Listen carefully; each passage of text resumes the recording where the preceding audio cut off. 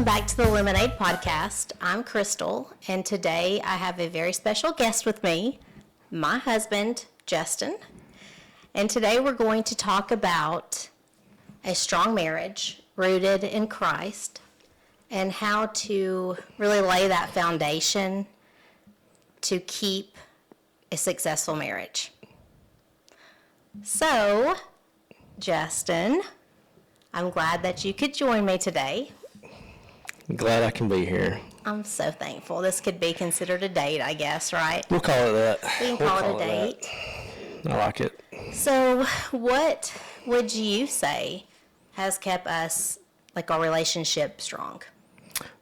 Or some of the things? Well, so like the main reason you started this podcast was because it's Christ-centered, right? You wanted to, share the word, share some of your story and our story and what, some kind of positive example or maybe some even things that's went bad in our lives that we've went through, but maybe it'll help somebody else. So I think our marriage has kind of been centered around that as well, obviously around God, but if we center it around trust and loyalty and commitment, then I think all those things kind of come together and make something really, really good that you can't do on your own. We've been married for 23 years, and it doesn't seem like it. It doesn't feel like it. We've got kids that are, our daughter's 18 years old, our son's 12, and it seems like we just dropped one of them off at kindergarten, and that's not the case. No, it's gone by fast. So, but we've been in love through the whole thing. We have. We never have had any hard times that we went through together personally. In our marriage. Our marriage has always been good. We've been through some hard times, but our marriage has always been strong. And, I owe a lot of that to you because you make sure we take the time to do things together and spend time together. And, we talked about how busy we are, but, I owe you the credit of making sure that we're staying together. It's worked out good. Mm-hmm. And I love to plan stuff. I'm a planner. I'm kind of a little OCD about making sure things planned out. But well, you almost have to, really, because our lives are so busy. Everybody's is, but we've got 2 kids, we've got a business to take care of, and we're thankful for all of that. But your life gets out there really quick, and you have to take the time because it'll take the business will take the time from me anytime. Yes. Our kids take time from us, and we want them to, but whenever you do plan, then we commit to that, and we go do, and we spend time together, and it's been really good. Yeah, and it's intentional time, and that you can sit and be able to actually have a conversation about the future, your hopes, your dreams, things that we're planning, things for the kids that, most of the time it's not interrupted conversation. His phone goes off all the time because of our business, or the kids calling us.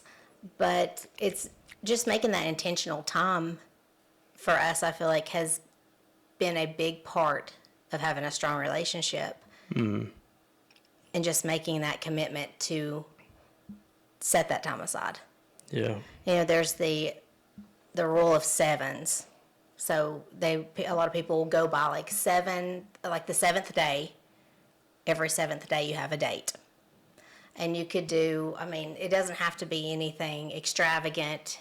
It can be a coffee date. It can be a date to a donut shop. That sounds fun. I'm giving you some hints. Yeah, that Need Loves. Needloves. Oh, Needloves downtown Chattanooga is amazing. So maybe we should go. I think that's our next one. That should be our next date. Yeah. And it doesn't necessarily, like, if you have issues with childcare, if you could fit it in for even a lunch date, or if you could take off from your job like maybe half a day, or go in, at lunch and just you go have breakfast, but just trying to be intentional about having a date once a week is super important. And then the second 7 would be every 7 weeks to go somewhere overnight. It could be somewhere local, it could be somewhere not super far away, like 45 minutes, an hour away. There's all kind of stuff around Chattanooga that's pretty convenient, I think. But just having that, getting that day, like an overnight trip, so you have the full day to really just spend quality time together. And then the last 7 is every 7 months going on a trip. And that could be just like a weekend getaway. I know we like to go to the lake and stay in a lake house where it's just peaceful, quiet, and you can actually talk and discuss things and just relax. That's always been really nice for us to do. Yeah, it has. We kind of struggle going out of town without our kids, though. Yes. We do. We've only been away from them for a weekend. But, I Because mean, it's we're hard. happy. Like, Yeah. we like being around them when they want to be around us, and everything's good that way. But, I mean, we do have to spend the time. And, that's probably, if we lack anything, it's probably that. The 7 month going. Oh, definitely. Longer away. Yeah, definitely.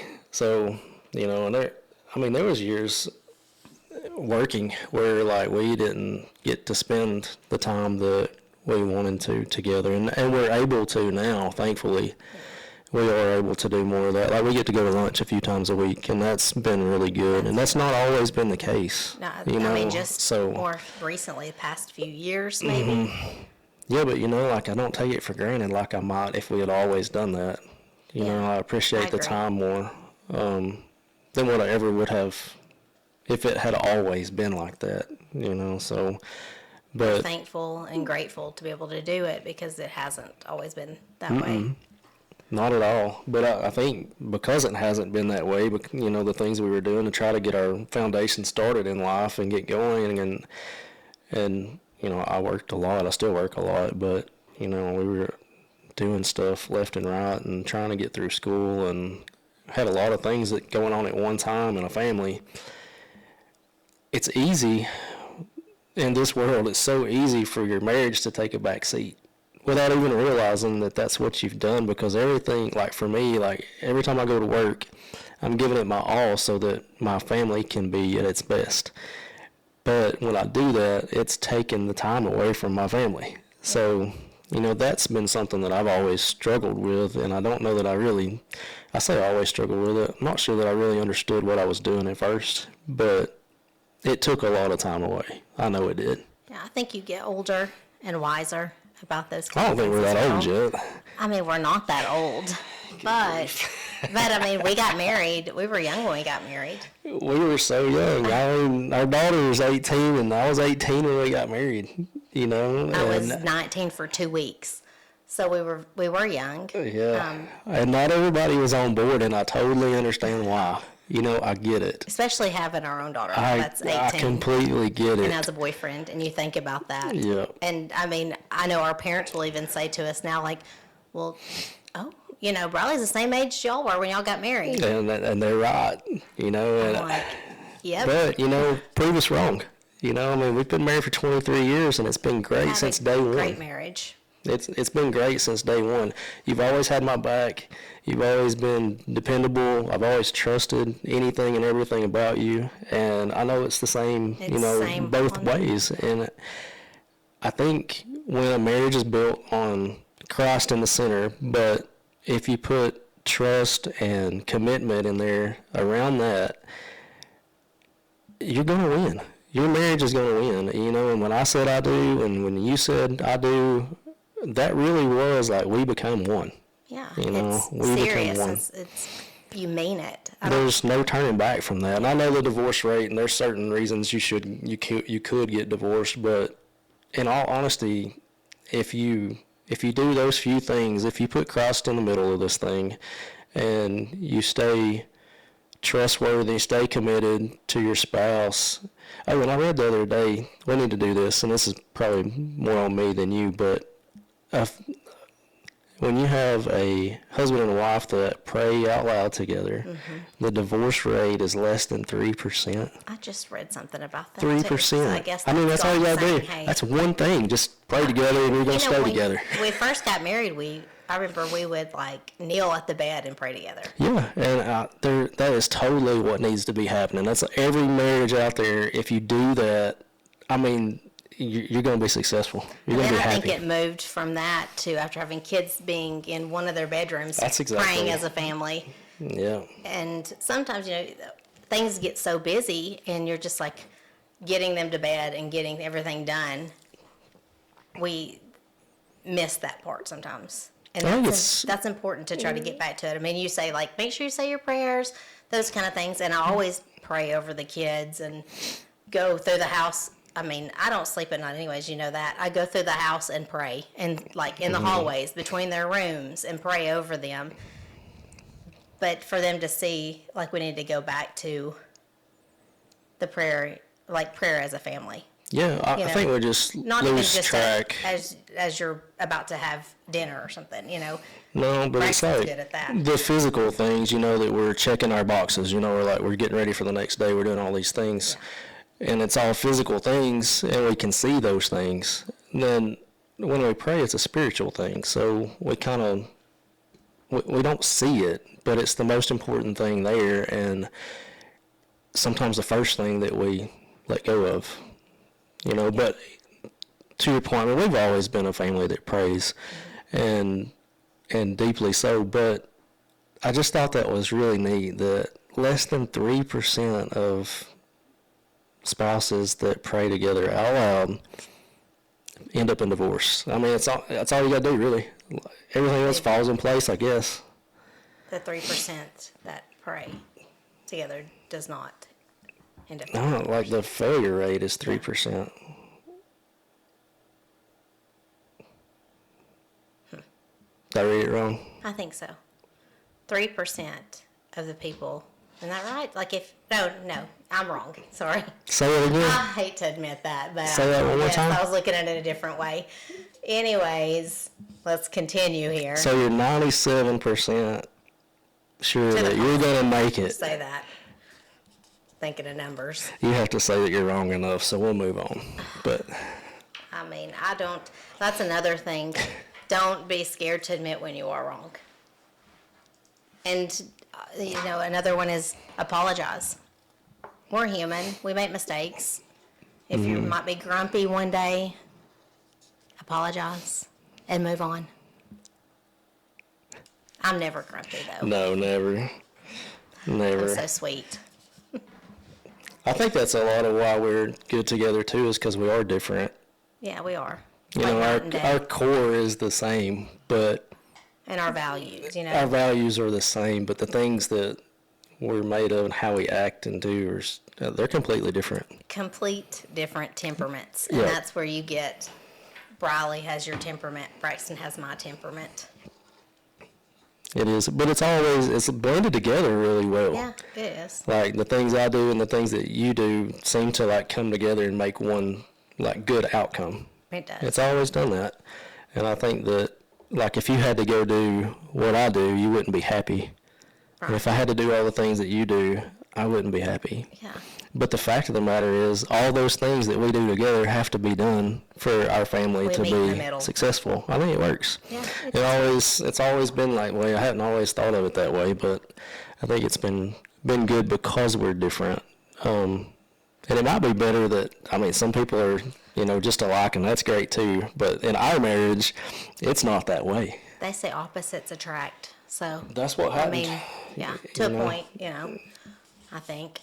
But another thing is like you want to have that good relationship and a strong marriage so your kids have something as an example of it. Because they're going to grow up, they're going to get married one day, and as parents, we pray for them to have a godly spouse and someone that's going to be good to them and take care of them, and that they'll just have the whole combination of being good together.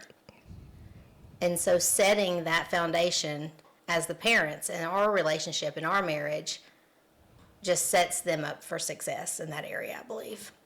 Definitely does. And guys, I'll just tell you, like, when it comes to being a father or being a husband, I will, in my family, and you should in your family, I will set the example. I don't want them finding that example anywhere else. I want them to find that example in me. And I'll go to any extreme I have to do to make sure that I'm doing right and I'm moving forward and setting the example that they need to see. I don't want them going down the street and finding a family down there that's doing well, or end up raising our kids and they're like, well, I just want to do what Dad didn't do, or that's the last thing I would ever want. I know you feel the same way, but how often does that happen? It doesn't have to be that way. We could just do right, lead our families, and everybody will be so much better off. And I think having a daughter it's a little, I'm not saying it's different. We have a son and a daughter, but with a daughter, for the father, him setting that example of loving her mother well and treating the mother well, his wife, just being respectful and really showing the love and care, really sets up for her to one day look for those qualities in a husband herself. I remember when she was little, she was a flower girl in one of our friends' weddings, and I have a picture of you carrying her, she has her little flower girl dress on, he's like walking and carrying her down the aisle. And I remember her saying, I'm not going to get married unless I have someone who carries me down the aisle like my dad does. And I just remember thinking, she would always say too, I want a prince to marry one day that's like Dad. And I always thought that was so sweet because she just seen God work through you, I feel like. And, honestly, I hope that she finds somebody better than me. I really do. I hope that. It's going to be hard. I've prayed, yeah.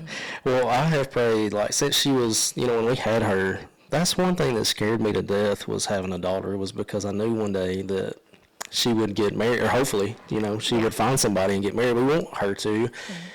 But it scared me as a father because I know all the things that can happen. Yeah. And I know that, not all things turn out good and things can go bad real quick. But knowing that, at least we've done everything we can do to set an example, and not just, honestly, it's not just to our daughter. I hope to set an example to whoever she's with, because we're going to love that person just as much as we do our daughter at some point. Yes. And we really want them to do well as a couple because we know what it's like to be together, and it's the best thing ever. I can never imagine not being married. Yeah. And not having the 23 years that we've had, which has really been more than that because we were dating when we were 15 years old. We started dating the end of our 9th grade year. High school sweethearts. Yeah. So, there's never really been anybody else. I from the get-go, it wasn't like it was just, going and having fun. It was always about our future at that point. Really, we were trying to figure out where we were going to go and how we were going to get there because we were both two young kids that were broke. Started making plans. Yeah, that's exactly what happened. But, we just hope that she's able to find somebody that is good for her, and he's able to find somebody, our son's able to find somebody that's good for him. And for them, I've prayed that my whole life is that since we've had them, I've just prayed that, God, please work towards making somebody for our children when they get old enough and when it's time for them to get married. Just, pour into whoever that person might be and, make them the person that our children deserve. Mold them. Definitely. Into, Christ-like. Yeah, and definitely. That is the main point. And just love, when you think of love, God is love. He gave his only son for us. Mm-hmm. What kind of, there's no greater love than that. No, there's not. And we can't even fathom that, we can't. That's a gift, right? It's like we can't give that in return, and it's not asking for it, but it's such a gift that we don't need to take it for granted. you know, and if we can just love others the way that he loves us, then I think that's the best way forward. That's the best way forward in a relationship, I know, Yes. you know, is that I put you first, you put me first, and at the end of the day, we both win, Yeah. you know, because we're one, trying to win together. We've always had, God, our spouse, and then our children, and then work, or, and obviously family, work, those kind of things. But that's what love is making sacrifices and putting others first and having a servant heart and just loving others in general. Because that is what it's about, and keeping that foundation in Christ. And there's really nothing that can stop you if you have that foundation. Yeah. Well, thank you for coming on here. Thanks for having me. I'm And- glad you're doing this. I think it's a great podcast. Oh, well, thank you. We will, this will be kicking off our beginning of February, the month of love. And we'll have more episodes all about love. We thank you guys for tuning in. And we'll see y'all next time. Bye. See you guys.